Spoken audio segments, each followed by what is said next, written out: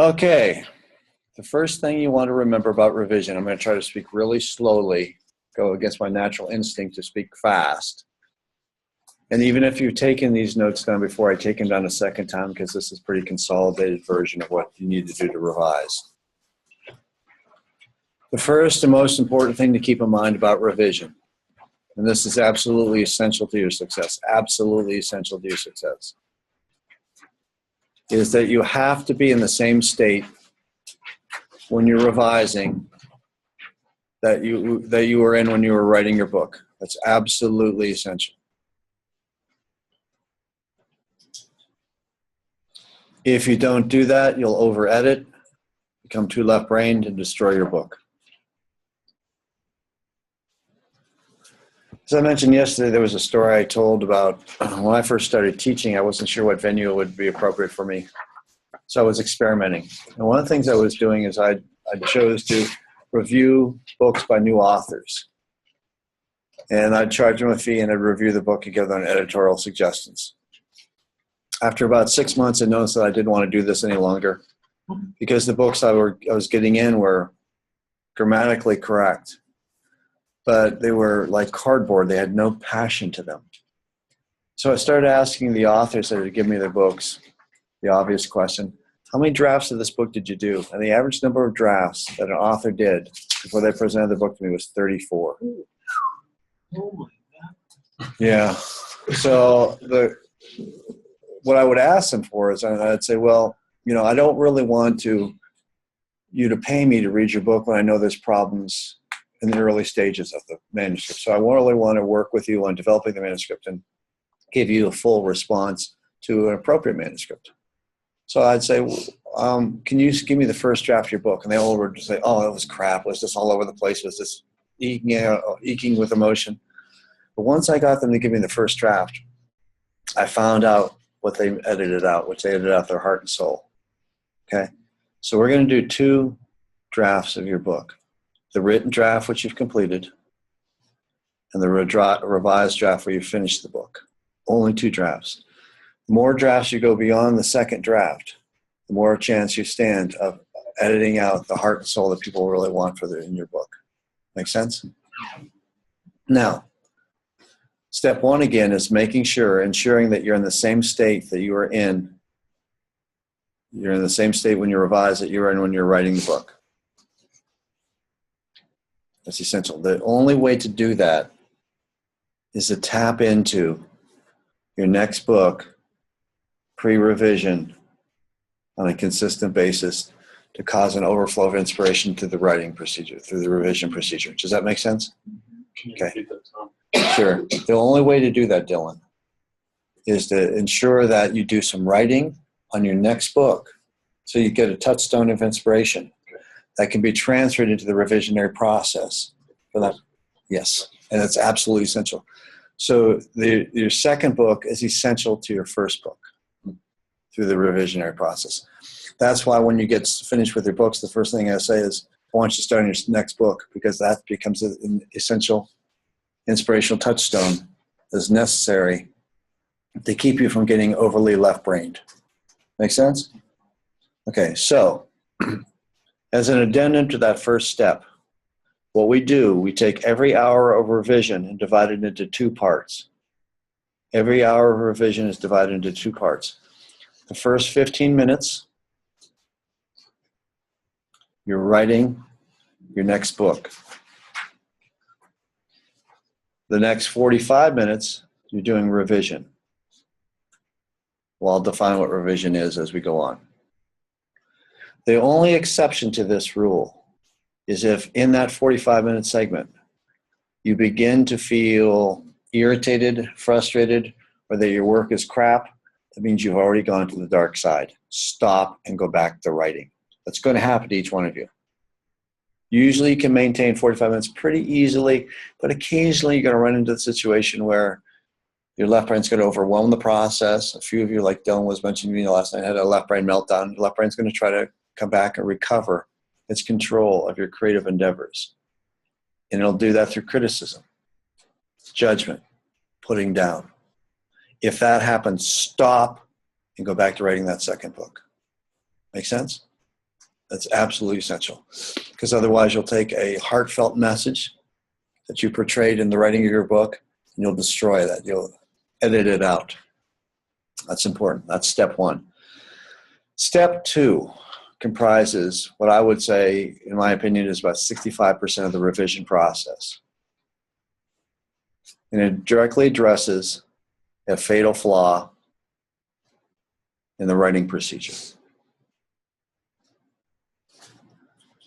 As you know, my theory is that your book, the reason you want to write is because there's a book stuck inside you, trying to get out.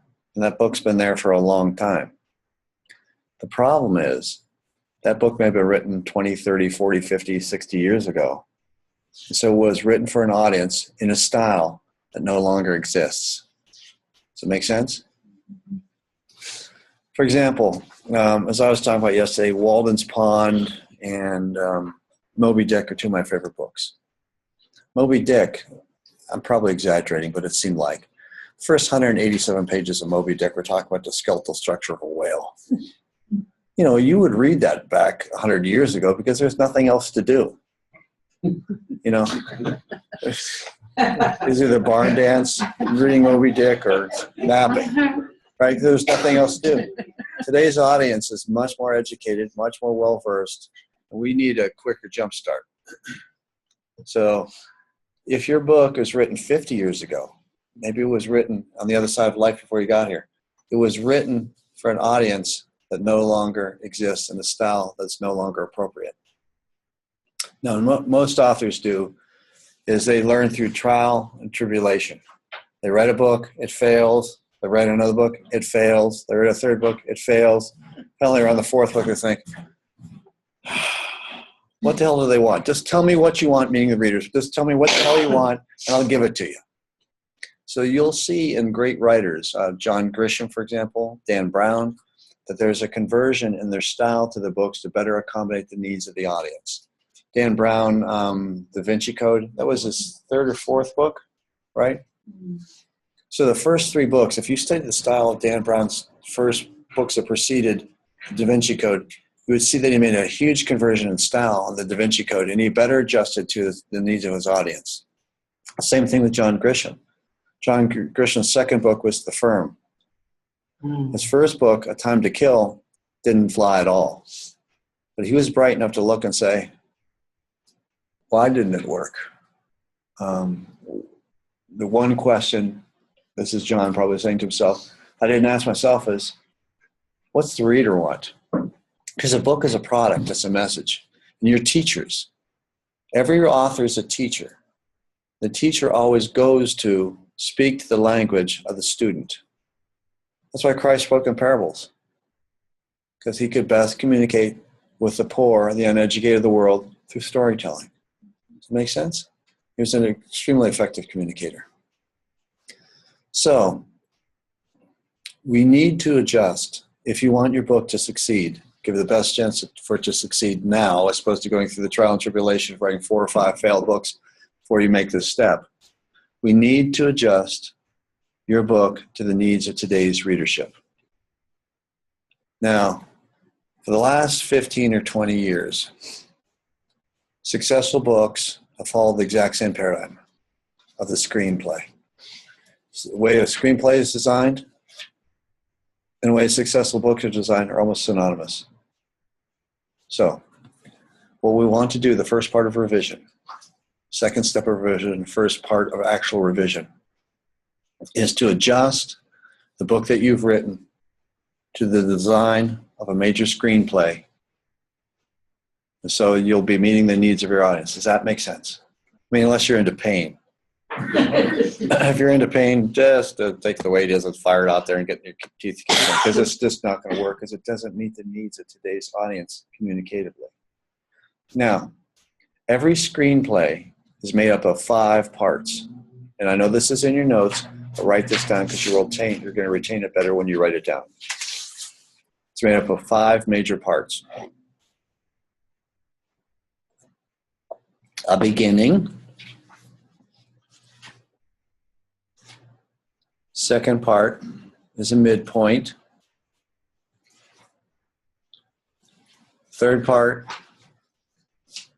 is the middle. Fourth part is the midpoint again.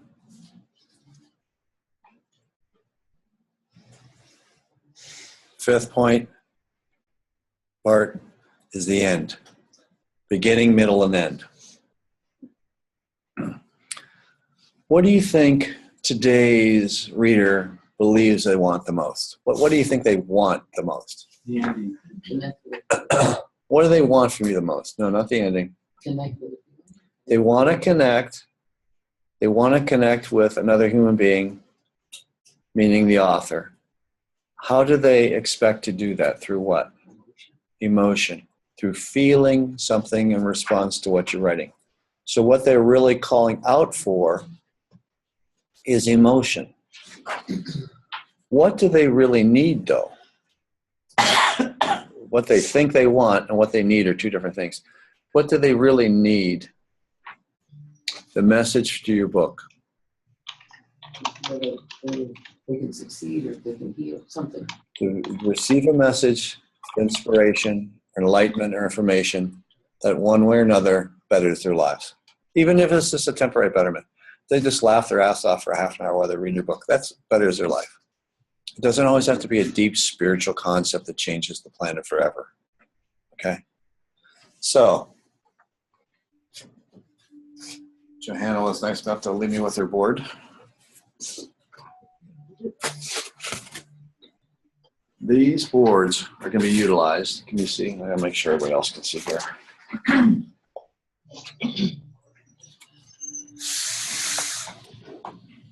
So we're going to use these large poster boards and these post-it notes to restructure our books. You'll notice there's a beginning, midpoint, middle, midpoint, and end. You'll know that there's 4 different colors. The pink represents an extreme emotional scene. Let me define for you what a scene is. First of all, a scene can be as long as a chapter, can be as short as a few paragraphs. It makes a specific, emotional, or informational point. These pink post-it notes represent deeply 100% emotional scenes. So ideally, and you'll notice every column begins with these, doesn't it?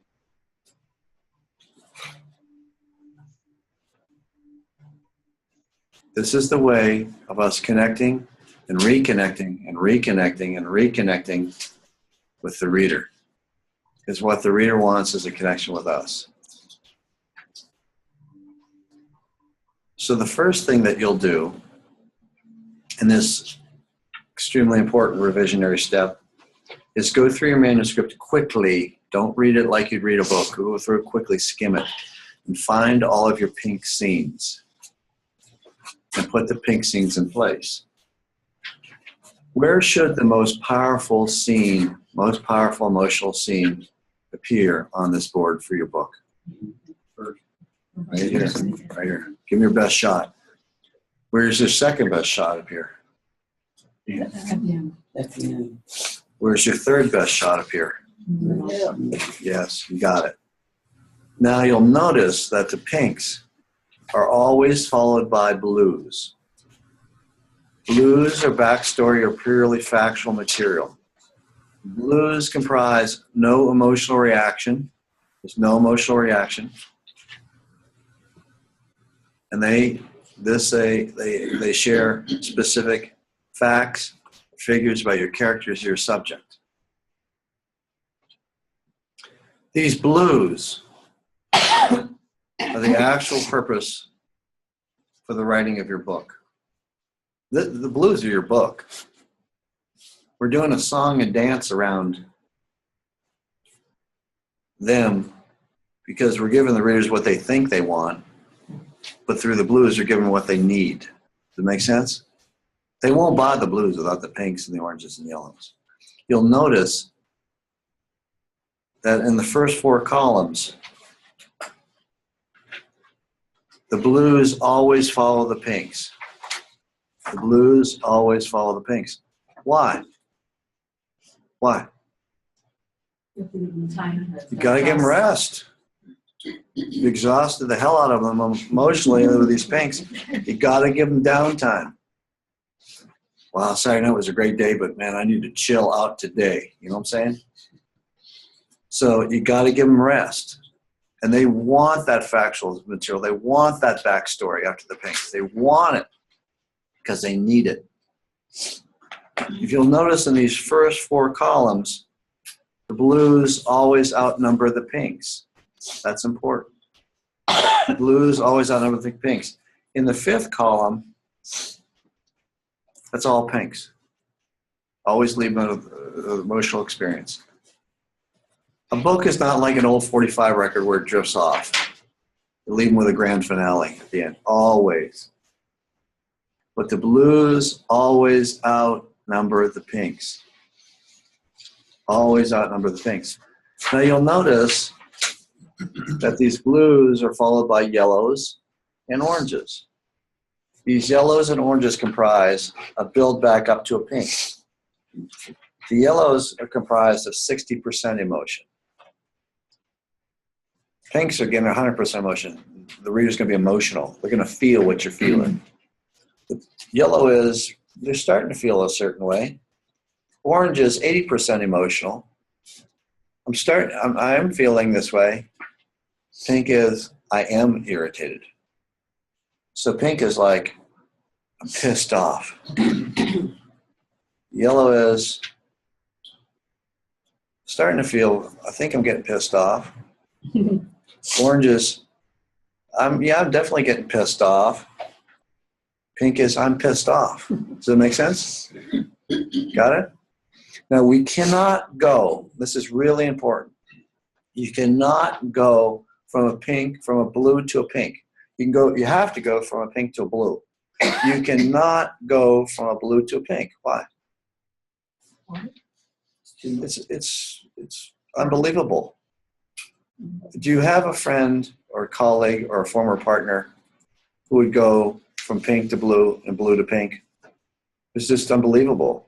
They get you really relaxed, and then all of a sudden they're all fired up, and within minutes, what you want to do is get away from that person because it's too much of a jump. It's too much of a surprise, emotional overextension. You don't want to take your reader on that ride. So what I want you to do, first of all, is skim your book and put the pinks in place. Skim your book, number 2, and put your blues in place. A common question I get asked is, where do the oranges and yellows come from? Those are the leftover pinks. You're going to have a ton of pinks. You won't have enough room for all the pinks. The oranges and yellows are scenes that are not as pinkish as its pinks. Now, here's really what I'm asking you to do. In writing your books, I've asked you to allow your author within to come in, to make space in your consciousness for your author within to come in and write that book for his or herself, right? So you kind of gave yourself over to the book. Correct? Yes? Nod your head is good. In here, I'm asking you to do the exact same thing. Well, I'm asking you to allow the author within to borrow your eyes to see itself, a reflection of itself, so it can rearrange itself to best facilitate the needs of your audience. Make sense? So as today and tomorrow goes on, you'll be bringing your boards into me in here and ask me to review them, to tell you if I think they're correct or not.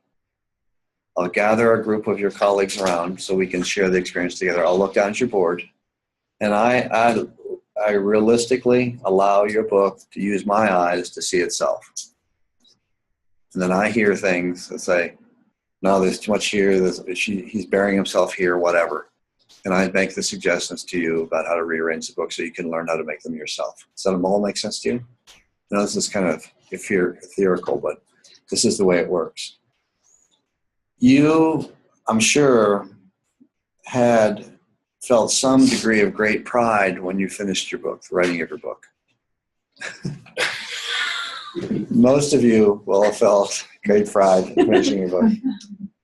I find that the emotional reaction to finishing this board is even greater than finishing your book. I'd say 3 out of every 4 people that finish this break into tears or some type of emotional reaction like, I did it. Okay. Now, after you finish your board, the revision is quite simple. Let me go over it real quickly with you. After you finish your board, and then you go through and physically rearrange your material or embellish. Some of you are going to see that you don't have enough pinks written or enough blues written or enough oranges or yellows. This is a time that you write those scenes out that are missing. So some of the post-it notes in here are going to be page holders, placeholders. Like, Zach, you know you need another pink there, but you don't have it. But you know what you need to add to make it work. Okay. So you physically go back in and write the material that you need to write that's missing and rearrange the rest of the book. Number 1. Number 2, after you've done that, then you read through the book and create bridges between the new placements of scenes and the new scenes. Bridge them together. Smooth it over. Number 3, then you read through the book for typographical, grammatical errors and punctuation, misspelling errors, whatever. Read through and correct those. The last step of revision is reading the book backwards. Not literally backwards, but reading the last section first, reading it backwards. Why? Because it sounds kind of odd, doesn't it, that you read a book backwards? You will see things through reading it backwards that you did not have the ability to see moving forward. Once you're done with that, you're done with it. You've done everything you as the author could potentially do. Now, some people believe, well, I wrote this book. Why can't I just give it to an editor? Because it's not refined enough for an editor to interpret what you've done. It has to be refined to the point where you're communicating to your best effectiveness, and then they can refine that. They cannot take a manuscript that's jumbled and refine it. Because you're the only one that hears this message. You're the only one that knows this message. You're the only one that can represent the message the way it's meant to be. And after you have done the backward read, you will be sick of your book. You're going to be sick of it. That's a good sign. That means you've done everything you can do. It's the author that is obsessed with holding on to the book and continually revising it that tells me that there's something missing from the book. Something missing from the book that they're not looking at. But you'll be sick of it, and then you pass it on in whatever direction you choose to go with it. Are there any questions? Talk Yes. a little bit about reading the book backwards, like a word at a time, a line at a time. Talk a little bit about reading the book backwards. I mean, read the last section first, second to last section second. Just read it. Read that section front to back, but read it first as opposed to last. And what are we looking for? Anything that didn't pop out in the front to back read. I mean, you'll see there'll be stuff that'll pop out that will not have seen up until that point. Okay. Now, most people, and I don't want to create a false prophecy, but I need to be honest with you. Most people this board is extremely important. It is the bridge between giving your book a chance to succeed and not. It's extremely important. That aside, though, most people make way too much at doing this board and spend days doing it when it should be done in about half an hour, 45 minutes, really. So most people struggle for 4 or 5 hours. And then finally they'll say, oh, screw it, I'm tired of this shit. Let me just get it done. And they'll do it in 45 minutes. Okay, it's all about dropping the ego and giving in. Just like you did with your books. That's the reason you were able to write your books, is because you dropped your ego, gave into your heart, and wrote the book. So I would like you to try to get this board done in 2 hours. Again, if you start overthinking it, you're screwing up the book. And the longer it takes you to revise a book, the more cerebral intervention you'll have, the more you're going to screw it up.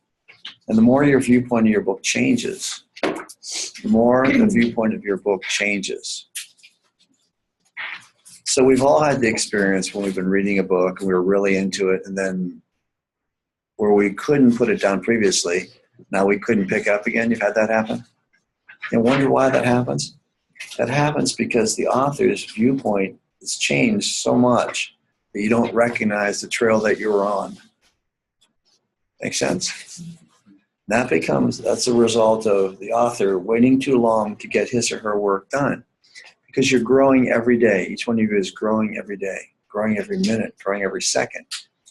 And if it takes you 5 or 6 months to do this,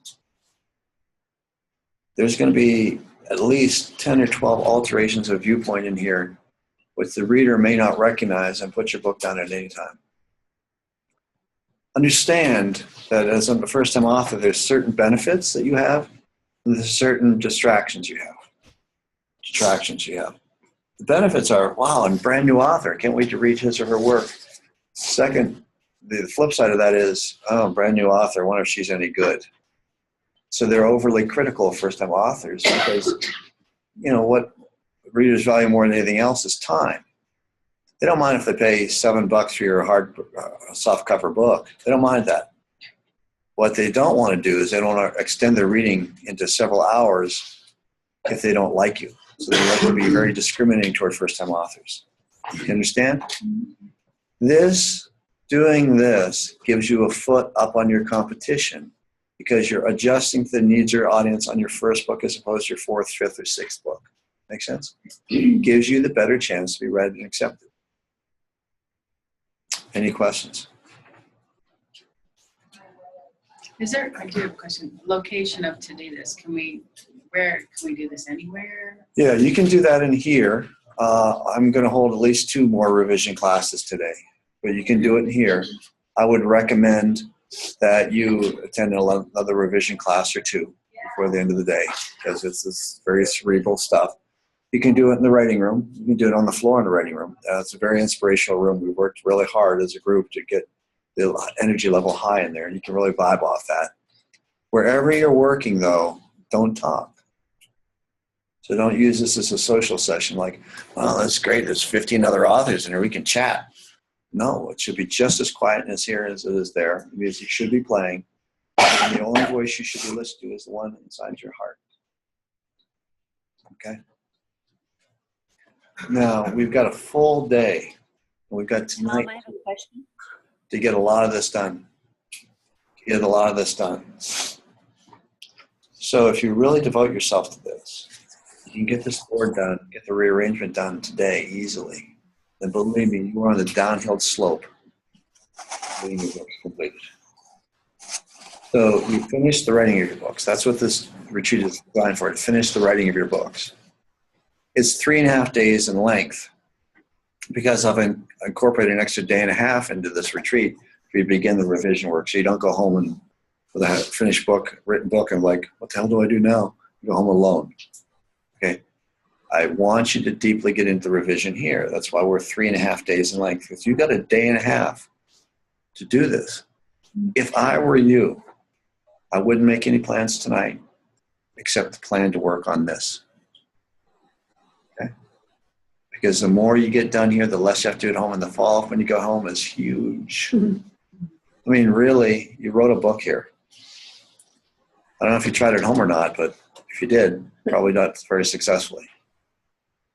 So another thing you want to keep in mind too is revisiting these retreats either remotely or in person. You get, as a returning author, you get a discounted price of $295.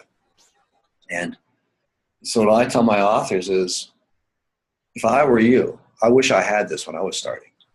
I would attend 4 retreats a year. I'd write 2 books. I would use two retreats for revision. I'd come back and revise because it's impossible to do this at home alone to the same degree of effectiveness. So that's what I'd suggest. That's why Leah's here. Because you come back and you plug in, man. Hi, Dylan. I'm sorry, you didn't. Yeah, go ahead. Questions. You said you wanted us to work on the board less time, like 2 hours. You said less than 2 hours. I'm challenging you. Okay. You know, I'm going to tell you, once you get over your own subconscious resistance, you'll finish this thing in 45 minutes. Now, does that involve going through and reading? Skimming. Again, you're going through and picking out the pink points. Right. Just pick them up, put them down. Then you go through and pick out the blue points. Whatever's left is orange and yellow. And majority of your pinks are going to be converted to orange and yellow. And when you're doing that, you don't want to change a thing. You just want the color. Exactly. And what you're putting on these Post-it notes is just key words so you can remember these scenes. You're not writing them for me. Okay?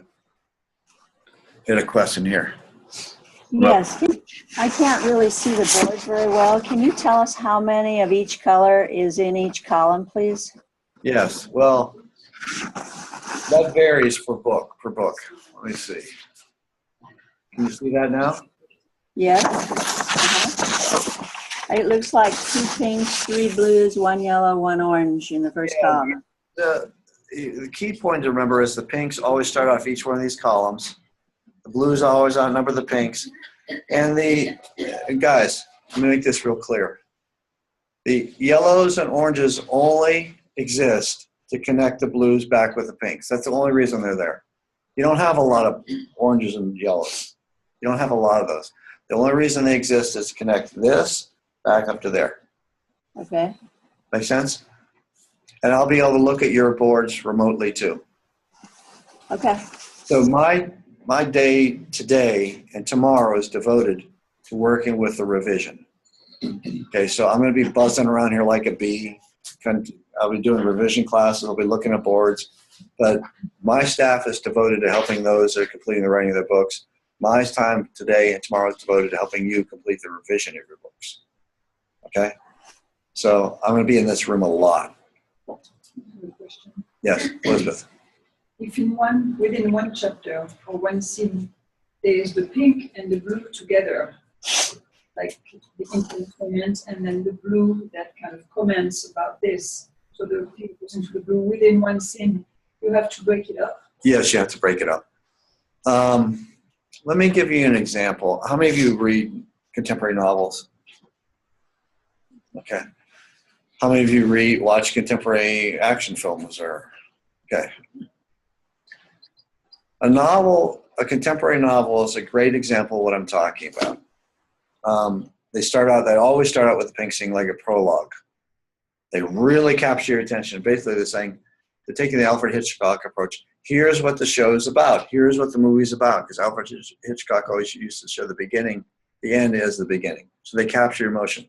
Then you actually care about the characters, for example, in a novel. You care about them because you resonate with the type of situation they've gone through. You resonate with that. Then you want to know more about them. That's the blue. But you have to separate. You have to have a point of separation. You can't combine the two because it'll turn murky. These pinks and these blues are going to mix together to become a purple, which is nothing. So how do you have them in continuation? Because you have to go to another intense moment and another intense moment. And then much later you get something that pertains to what you put at the top in the pink. The easiest thing I can suggest, Elizabeth, and again, this is going to sound like I'm skirting your technical question.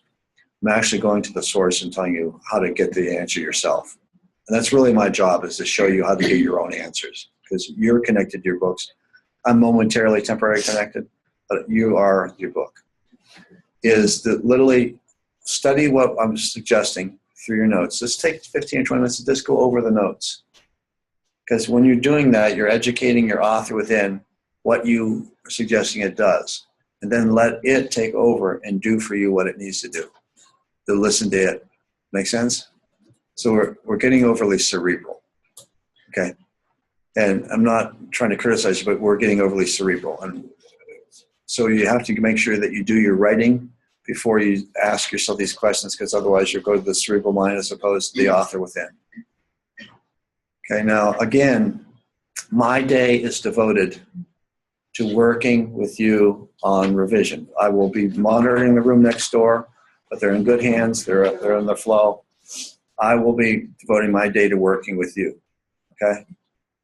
So if you have a question like based on, well, Tom, here's what I think, you're already going left brain. Don't come to me with that, because I'll tell you the same exact thing. You need to go back and do some writing. Now, if you come back and say, here's what I feel, then we're in the right brain. With the left brain question, I'll never be able to answer the left brain question effectively enough to comment from its fears. Does that make sense? And, you know, we have a short period of time together, but that works to our benefit because the shortness of the time breeds intensity. So you don't have time to screw around and overthink. We're just going to do it. Just like we do with the writing, we're just going to do it. And you'll be surprised that when you just get on the dance floor and just go with the music, you'll be surprised how well you dance. It's a person who tries to dance, but looks like they're trying to dance and shouldn't dance. You know what I'm saying? You know what I'm saying? This person just goes out on the floor and just lets it happen, lets the music take over. That's a person that's within the rhythm of the music. And that's what I'm asking you to do here. Same thing that you do with the writing of your books. I'm asking you to do with the revision of your books. Your ego will respond with resistance. It's going to respond with resistance. The ego only attacks because it feels attacked by you trying to dislodge its control of your mind. Make sense? It's a compliment. It's a compliment. Any questions? Yes. Tom, do you want us to be interrupting the flow of doing the board and going back into the 15 minutes and going back to the second book while we're here, or is this for process later? No, this is what we want to do here. Every 15 minutes, right. But the minute you get critical, stop. I mean, literally, a group of you may be on the same 15:45 sequence, and one of you keeps time, or keep time for yourself. It becomes absolutely essential. Sonny? I have a couple of things. The skim, you said look for the pink.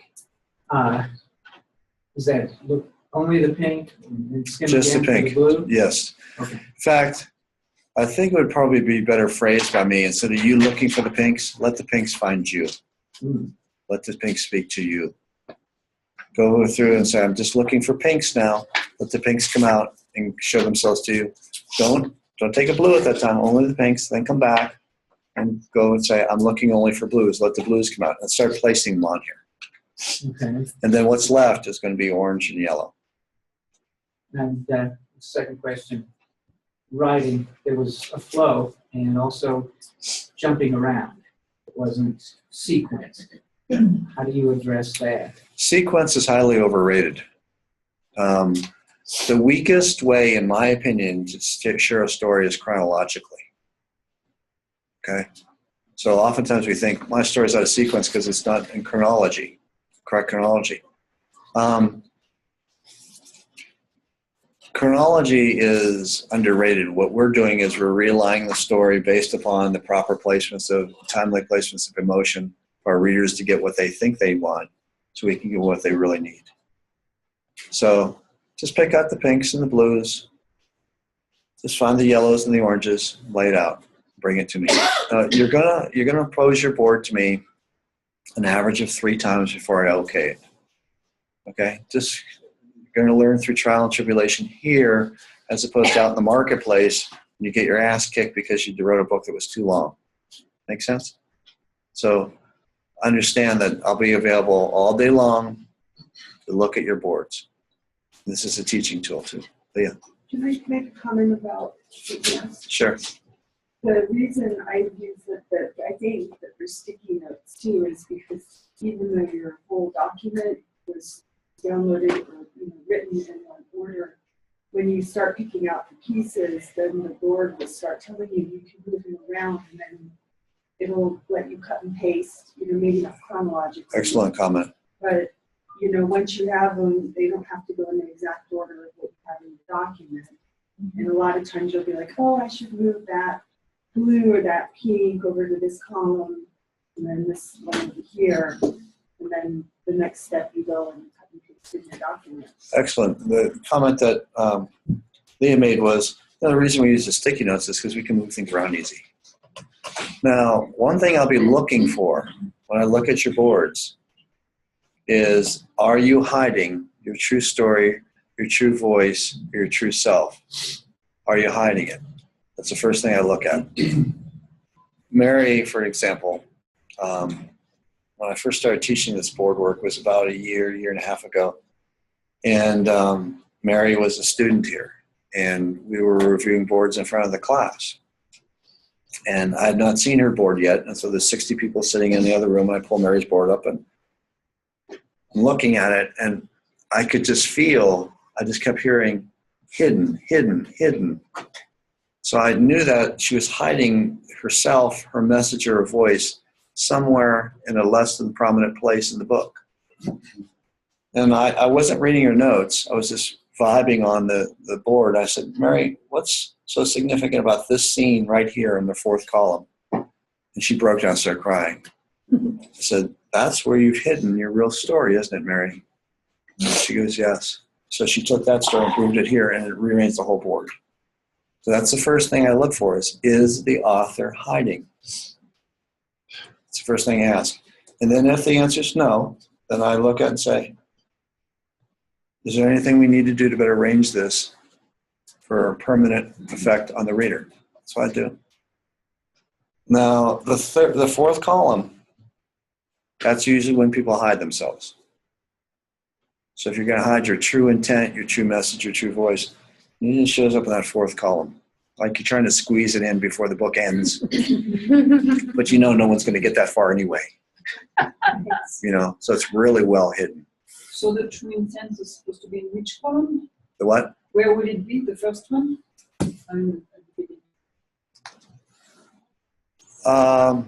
Let me give you an example. This retreat, it's how to write a bestseller in a weekend. I just go out and say it. I'm challenging you. It's a very controversial title, you know. There's PhDs that go to school for 12, 15 years and teach for another 20 years and never get a book written. I'm saying, well, you know, I'll write those guys on a weekend. You know, and that's challenging. That's really coming out. When I first designed this retreat, I'm like, holy shit. I can do this, but holy shit. You know? And the first person I had to prove to myself that it could be done was me. But I came right out and said it. And it challenges you. Either you resonate with that or you don't. But I'm being honest about it. I'm saying, here's what it is. That's what you have to do right here. Right here. So this should be a bookending experience. The point you make here, the most important point you make here, is bookended and repeated here. And the author and the reader is reminded of that point again here. Does that make sense? Dylan. Technical question. When you said if you come as a repeat student, the first time you were writing, the second time you would come just to do board work. During the whole 3 days, you do board work. You start writing as a repeat student, you start writing, and then we'd switch over on Friday morning for you doing the board work. Okay. It's an option. John. So my bigger question is, how do you get to your title? You know, it's a title, to be honest with you, I'm really great at titles. I'm really crappy at my own, but I'm really good for you. Mm-hmm. What I would suggest is I would have a working title until the point where your book was going to be formatted. Just before it's going to be published, then I'd force myself to come up with a title. But the book constantly evolves over several steps. The title that you like now, which may sound really good, will not become the title that you'll use until just before publication. Because you and the book have several steps to go through before you get to the top point where you agree on what it is and how it's best to represent it. So does it tie to your very first paint? It's a summation of the intention of the book.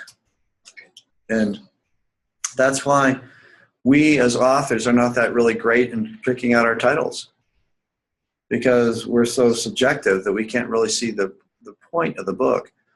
For example, in my publishing program, we have authors that want to submit illustrations for the covers of their books. We don't discourage that, but we don't encourage it, because usually the author's representation of the book is way different than what our artists actually see. Our artists will read your book and say, oh, this is what this book says. The author will say, this is what I wanted to say, but that isn't always accurate. Does it make sense?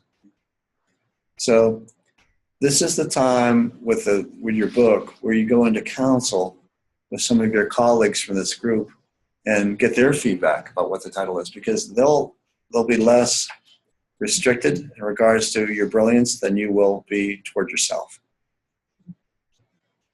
Other questions? What's the goal for the end of the day today? Well, let's look at the morning first, shall we? But I mean, It's, what do we need to finish? well, let me give it to you in stages. It's 9:05 right now. We break for breakfast at 10. I get back from breakfast at 11:15. By 12:30, I'd like you to have your board done. Okay? Now, there's a thing called positive pressure. Every timing your writing speed over 50 minutes, even though you didn't like it initially, it was positive pressure. It led you to keep writing. I'm trying to give you positive pressure to say, by 12:30, I'd really like to have your board done. By about 4 o'clock or 4:30, I'd like you to have the rearrangement of your book done. And then I'd like you to start on merging the different theses together schematically. From that point forward, I'd like to have that done by tomorrow morning. So if I was in control of everything you're going to do and being fair at the same time, I'd say you could get that done by today. So that's why I would suggest having the board done by 12:30, and the technical rearrangement done by 4:30, being really ready to glide into the experience of completing the last few steps tonight. Is that possible? Yes. Well, yes, if you don't think too much, you write every 50 minutes or every hour. It's very possible. I also look and say, if I was going to do this, how long would it take me? And I know how long it would take me. And I multiply that by 2 for you, because I realize this is your first time through, because it's going to take you a little bit longer. So it's definitely possible. You have to understand something. It's really important. You've opened a whole Pandora's box by coming to this retreat. There's nothing wrong with the energy represented by the Pandora's box. The only thing is, if you don't use energy, that will consume you, correct? So there's not any going back. You're not going to be able to let that part of you that you've let out this weekend, you're not going to be able to get back in that little thimble of a box. It's not going back in. So whether you like it or not, whether you expected this or not, you're committed, or you will be committed. I'll just speak to that for a minute, what you just said. When I left here yesterday, I didn't have anything to support. And I was scared to death, because I said, I'm not going to be able to do this like they are. I saw people yesterday that had all those things up there, and I went, oh my God, my head doesn't, I'm all over the place. But when I went home last night, I said a prayer, sat down, said, okay, Tom says it's going to be done in 30 minutes. It's going to happen. I pulled the little things out. And from yesterday to today, I had the shift you were talking about, which was what I thought it was about. It was about my son. It's not. It's about you. Sure. It was like this morning walking over here, I thought I broke out in tears, and I said, oh my God, that's why I'm here. So exactly what he said. And I put these on in probably 30 to 40 minutes. I didn't write them. Somebody else did. I mean, it was weird. Julie, that's exactly what we're talking about. I don't even know how. I read it today. I said, I put that there? Where did it come from? You brought up some very important points, and thank you for sharing that. First of all, you got to realize this. Every book is about you. Okay. You may think, I'm writing this for children that are 12 to 14 years old. No, you're not. You're writing for the child of you that's 12 to 14 years old. Writing is a narcissistic art form. Just deal with it. There's nothing wrong with narcissism unless you take it to an extreme. When you look in a pond, see a reflection come back, and you're like, that's good. That's what we're doing. That's what these boards are. These are our ponds. Now, if you fall so much in love with it that you don't see anything outside that, then that's a problem. But self-love and self-appreciation is the key. And that's what these books give you more than anything else. And these poster boards comprise our ponds that we're looking into. Okay? So every book you're really writing for you, number one. Number two, can you tell us a little bit more about the breakthrough? What did you feel? How did it come? Was it a giving in? Was it a giving over? Actually, a comment my ex-husband said. So I looked at the text. It says, I'm really worried what you're going to write in this book. And about our son, too. Yeah. And in his anonymity or whatever. And all of a sudden it just hit me. And I said, I got to protect them, too. So as I was walking, I said, that's it. It's not about them. So I just sent short messages back and said, the book is not about you. It's it's about me. Yeah. I got that realization, just like the angels came down and hit me, and I Yeah. started crying as I was walking. And I said, that is the true story. It's mine. It's not about anybody else. Beautiful. And I mean, right now I have chills, don't even think about it, because I've been wanting to do this for 30 years, and I've said it, and people, my practice, all my clients have said, you gotta write, you gotta put it down. But I never knew what the real story was. Yeah. I thought it was something different. So what Julie went through, described in such great articulation, is exactly the process each one of you will go through. Now, I don't know if I give the impression anymore of being laid back or not, but I'm extremely premeditated. Okay? Everything I do for a reason in here. Everything's charted out. And I build your confidence in me.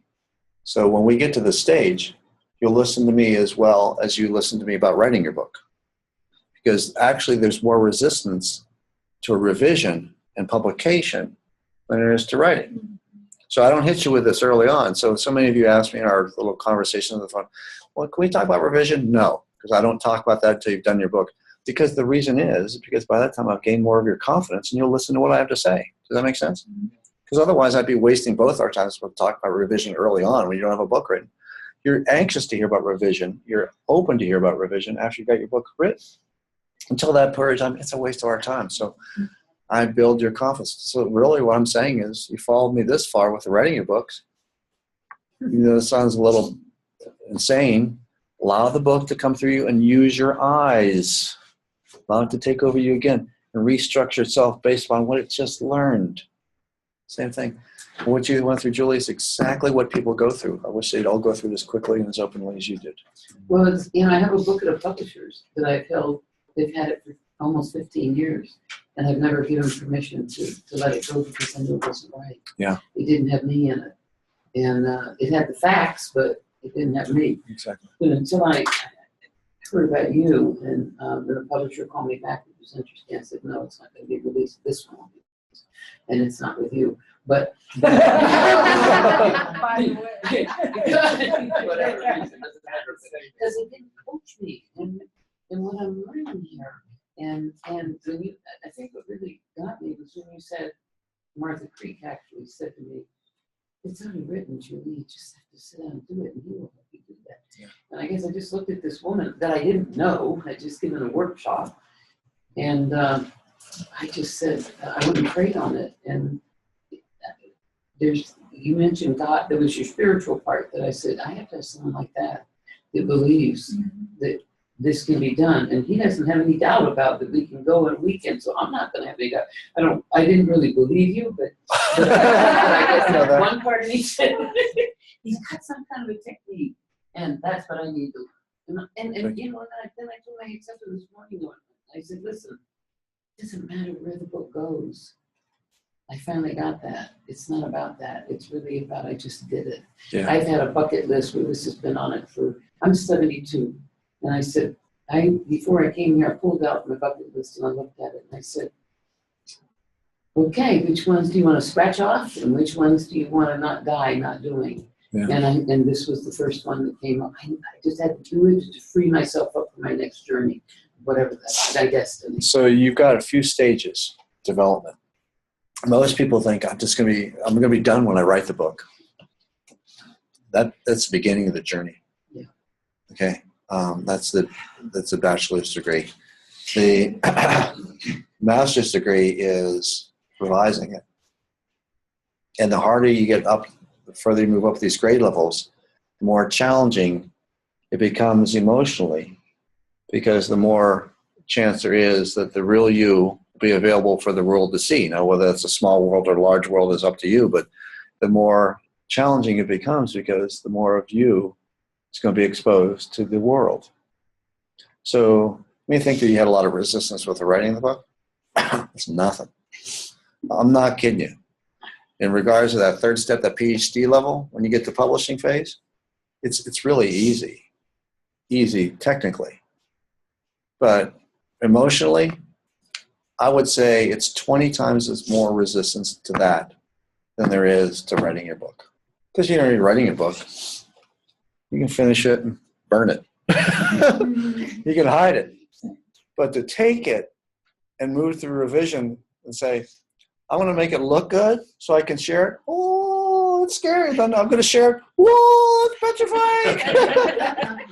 You know, Yeah, me too. I'm like, But- oh my God, I'm going but let me tell you, let me equate that to what my obsession with writing roller coasters.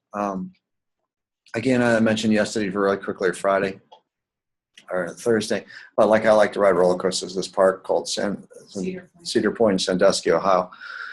And literally, I can go with a friend there and ride roller coasters for 2 days, and that's all I do for 12 hours a day.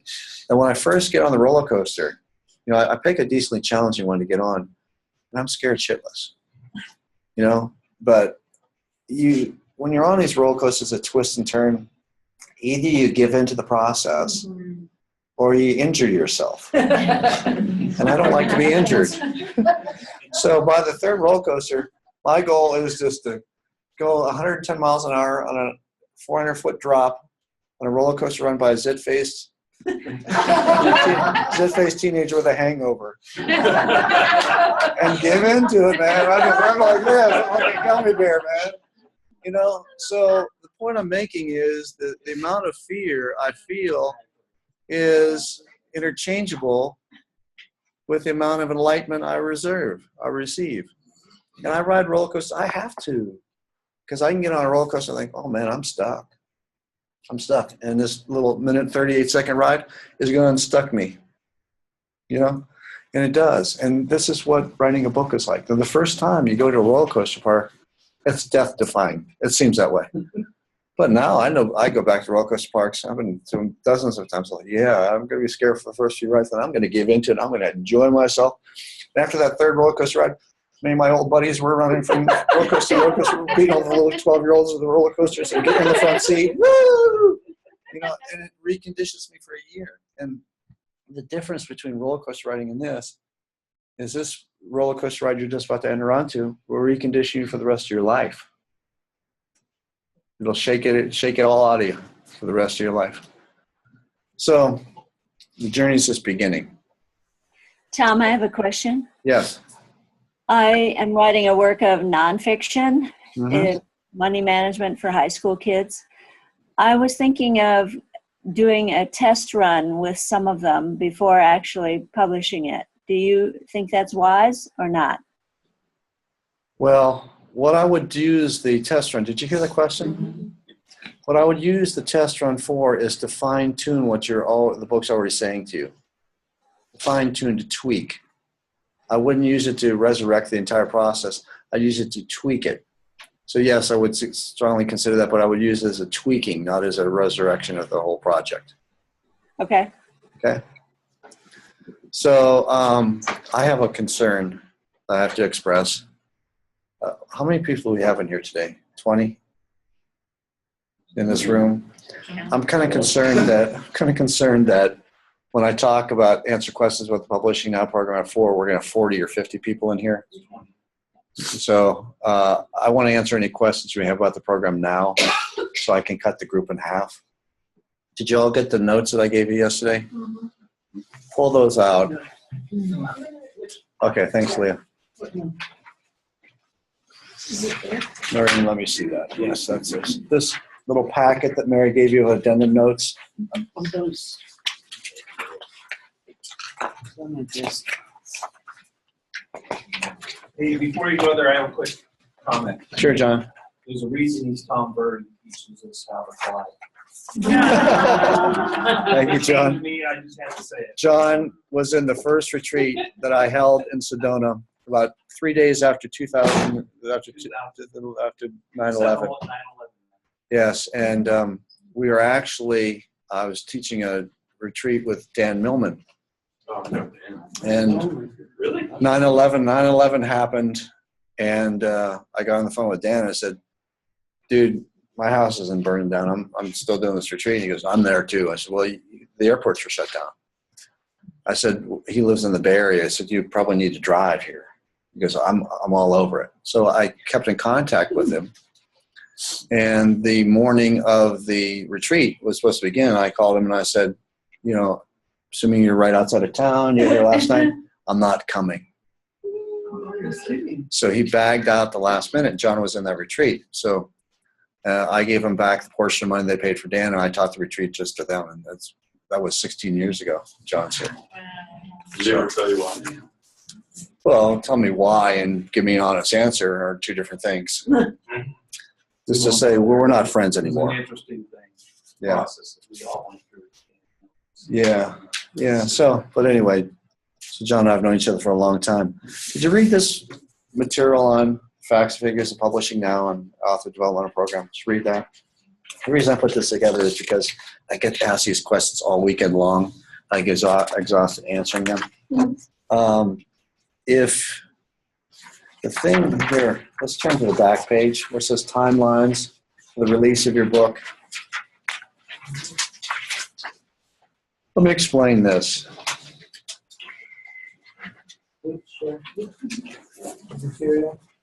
On the back page of facts and figures concerning publishing now in the author development program, back page, just flip it over. It's on the back side. Yeah.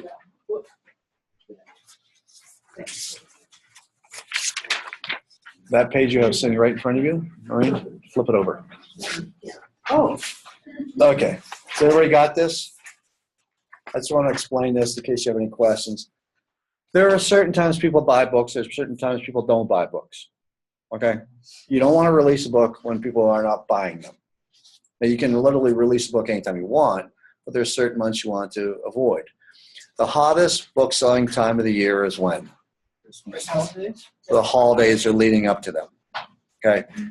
To get a book available for holiday sales, you need to have that book released by about October 15th, October 20th, which means you need to get in the publishing process by about August 15th, at the latest, August 1st if possible. What that would mean is that you would have to have your book revised and ready to me if you're going to go into our program pretty soon, by the end of June, which is easily available to do if you just kick a little tail. Okay, we move you through the process, and then you'll be available to have that book released by October 15th, October 20th, that area. Okay.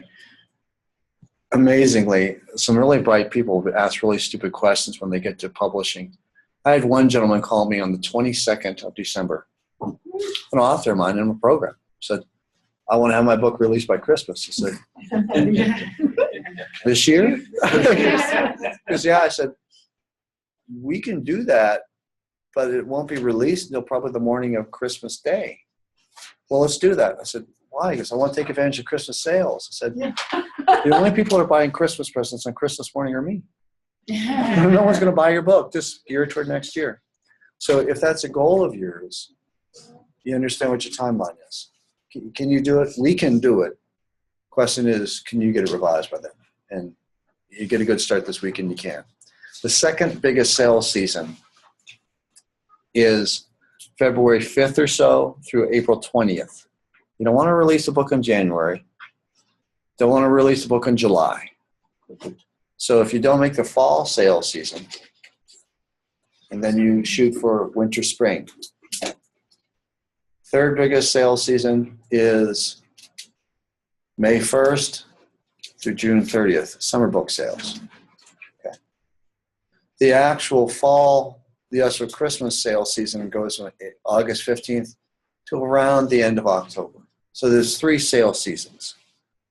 So if you're looking to publish and release your book, figure out when you want to get it released and then backtrack when you need to get it revised. Get to me.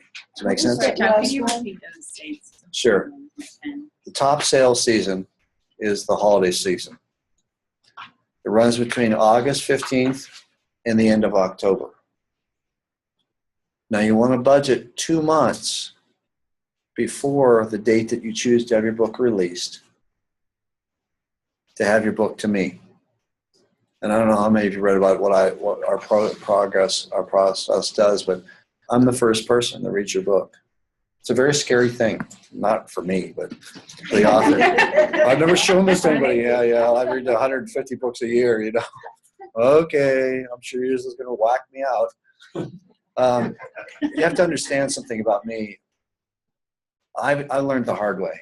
By the time I finally asked for divine guidance, I'd made so many mistakes and learned so little that there's no chance that you're going to make a mistake that I haven't made myself.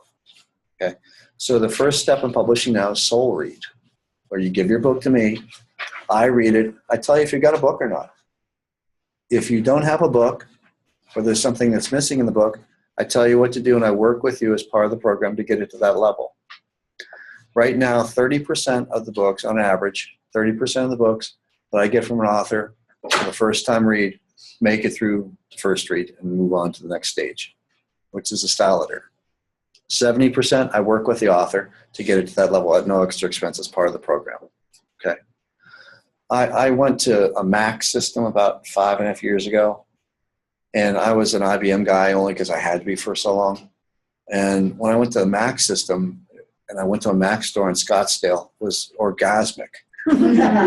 Ultimate assistance, one price, and they weren't trying to sell you anything. It was really cool. I thought, and at that time I was looking at developing a publishing program for my authors. I thought, this is the business model I need to emulate. One price pays for everything, get ultimate assistance, done. So that's what the process is about. You get whatever assistance you need based upon what your needs are under one price. So after the book gets by me, though, it goes to a style editor. Now, I have a few different style editors. I will pick the style editor for you that I feel is best. And that's going to be the most critical son of a gun I can find of a book like yours. Okay? Because you're going to make mistakes. We're going to make mistakes together. I want those mistakes to be made in-house. I want them to be cleared up before it's released. So I'm going to pick somebody that's going to be extremely well-read, but wouldn't pick up your book off the shelf to read it on their own. Because if we can win them over, then we've really extended your audience substantially. Does that make sense? Mm-hmm. So we create a nice, safe little space for you to grow without being damaged. After it makes it, the style editor sends you back a 2 to 3 page evaluation of your book, telling you if anything needs to be done. Now, please understand, I pay these style editors to find something wrong. If they don't find something wrong, I fire them. Okay, so if I get 10 reviews back from a style editor, there's nothing wrong, they're gone. I hire somebody else because their job is to look at things differently and deeper than I do. So they'll come back with some suggestions. We'll have another consult about how you make the changes to your manuscript if necessary. After that, it goes to the copy editor, punctuation, spelling, and grammar. After that, it goes to formatting. Formatting is when your book is converted from a manuscript to a book. And I use 2 different companies. One gets about 75% of my manuscripts, the other one gets 25%. They're brilliant. They will create 6 different versions of your book. To be a published author in today's world, to meet the needs of your audience, you need to create 6 different versions of your book. What does that mean? Well, they'll do it, so you don't have to worry about it. What I mean? 1 hard copy version, whether it's softback or hard copy, hardback, and 5 cyber versions. So you'll come out with 6 different formatted versions of your book. Okay. Then, during the process of formatting, your book goes to an artist, a cover artist, and that person literally reads your book and designs a cover based upon what he or she thinks the theme of your book is. And you get several reviews, get up to 7 reviews of the cover and the book. But normally our students don't need them as often. Don't need 7, but we give them 7 in case they want to be obsessive. And then your book is uploaded, which may sound like saying on an email. It's not. For your book to be uploaded to Kindle or Amazon, Ingram, it has a different uploading function each time. So it's uploaded into the system. During the course of that time, we'll also build a website for you, an author's website. So you may think, well, I got a website for my landscaping business. Can I just put my book on there? No, your book has to have a specific place. And so actually, in this whole process, I'm forcing you to do what's best for you. Say, pay 1 price, you get everything. Whether you think you need it, you get it. Because to be honest with you, you'll screw it up if you try to do it on your own, because that self-sabotage will come out. So you get ISBN numbers, you copyright, the most important part of our program is, flip back to the first page, is the ADP, Author Developmental Program. I speak with this with great pride because I take great pride in whatever I do. And I try to create the best options available. When I first started this publishing program, and please understand, the book is published in your name. You own the copyright. And you will start your own publishing company, which will just be a publishing company on paper. That way you can get 100% of the total revenue from your book. I'm a fulfillment company, not a publishing company. I fulfill your needs as authors. If you employ me as a publishing company, and I'm responsible for distribution promotion, I'm going to take a major cut of your work. I'd rather teach you how to do those things and have 100% of the net profit returned to your pocket. Does that make sense? So that's what we do. The Author Developmental Program, when I first started this program, the program was working really well, but the authors were taking so long to get their manuscripts to me. They're taking years as opposed to months. And that caused a problem. That caused a problem because the manuscripts we were getting in weren't as good as they would have been after 2 months, where they were after 2 years. So I was finding that I had to do a lot more work to get them back to where they originally started as opposed to where they ended up. So I realized what these people need is they need consistent, continual guidance over a few months to move them through more of the emotional blocks and anything else to become the published authors they are. So that's when I started the Author Developmental Program, which is all incorporated at no extra fee. It's part of the Publishing Now program. It's designed as a 5 to 6 month program.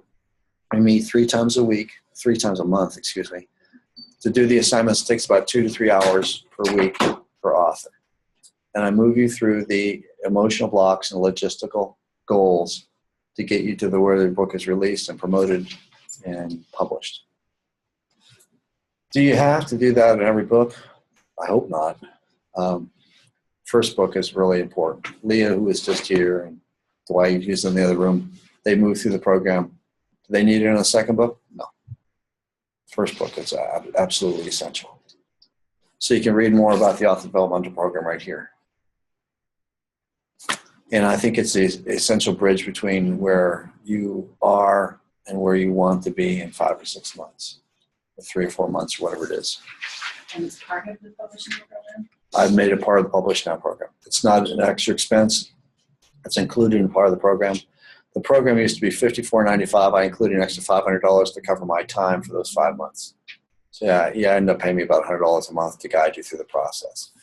If you had to pay me individually, it would be thousands of dollars a month. I want to try to spread the cost over so it would be affordable. One of my major business thrusts is I want to make my programs affordable because I want to spread the word of publishing and writing as often as possible. So I try to make them affordable in whatever way we can.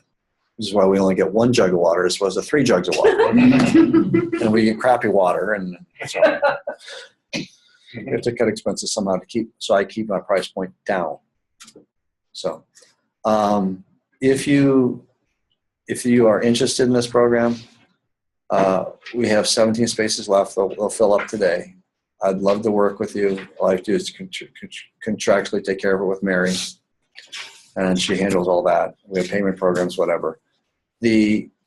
Our actual work together would start a week from yesterday, next Friday, with our first Author Developmental Program session.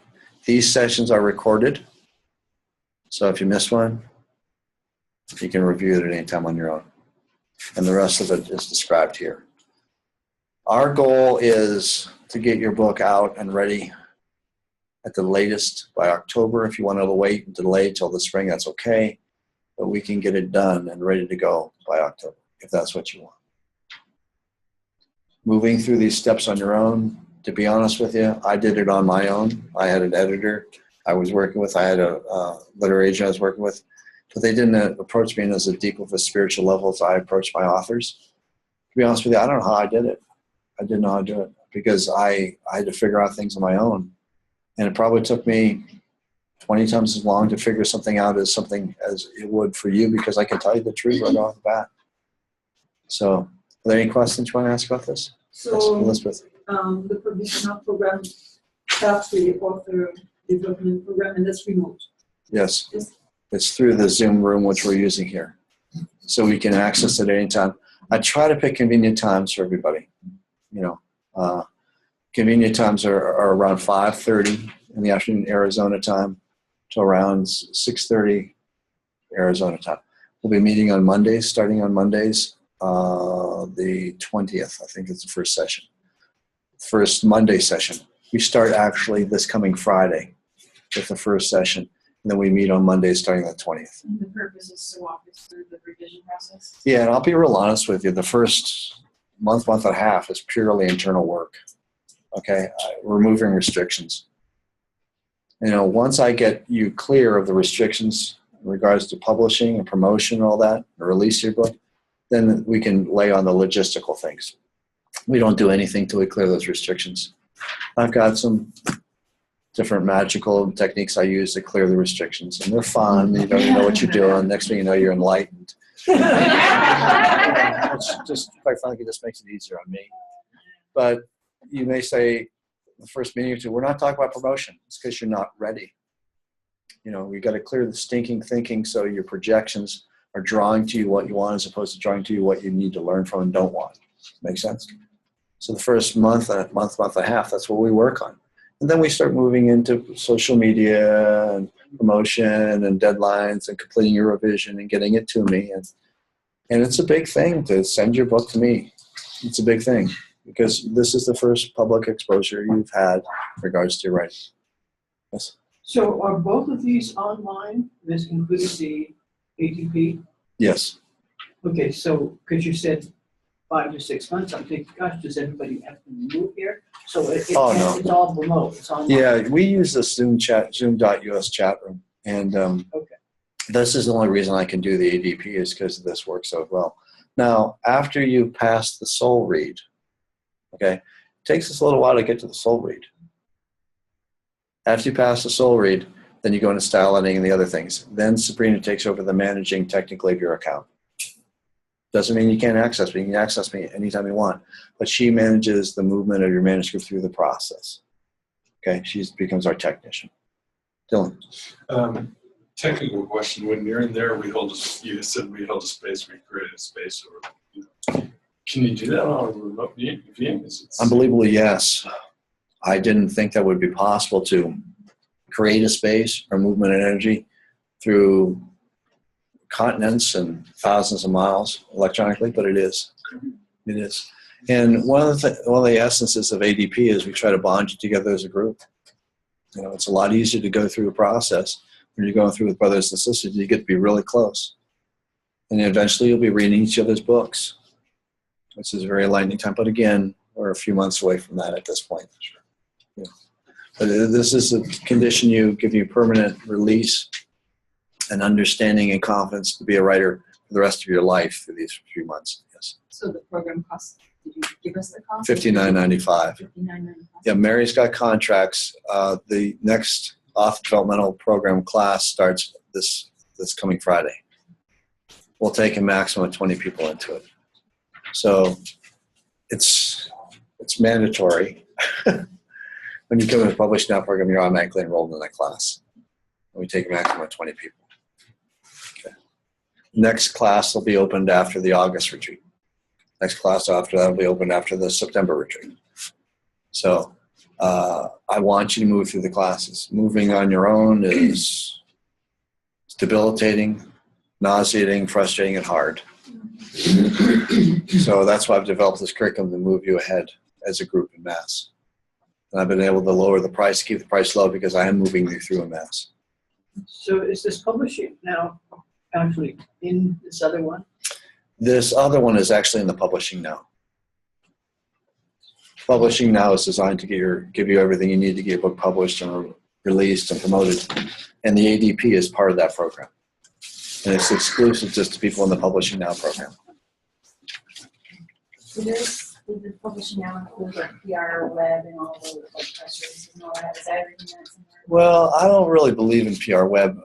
We help you design a promotional program for you, and we give you several options. But it's individually designed for each author. It's easy to promote a book if you find something you like doing. And part of the program, the second phase of the program, is to help you understand who you are and what you like doing so you can fine-tune your promotion.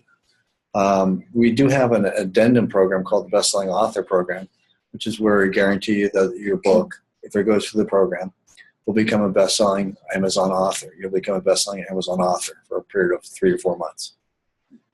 It doesn't equate always to huge book sales. It equates to opportunity.